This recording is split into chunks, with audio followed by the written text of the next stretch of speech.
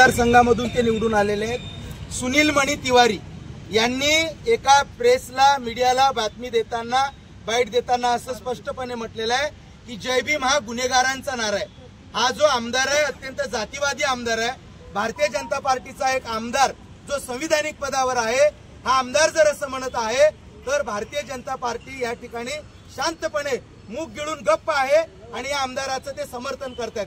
म्हणून वंचित बहुजन आघाडीच्या वतीने ॲडव्होकेट बाळासाहेब आंबेडकरांच्या नेतृत्वामध्ये हे आंदोलन या ठिकाणी संपन्न होत आहे आणि हा आमदाराला जोपर्यंत त्या ठिकाणचे राज्यपाल महोदय, निवडणूक आयोग त्याची आमदारकी रद्द करत नाही तोपर्यंत हे आंदोलन स्थगित होणार नाही।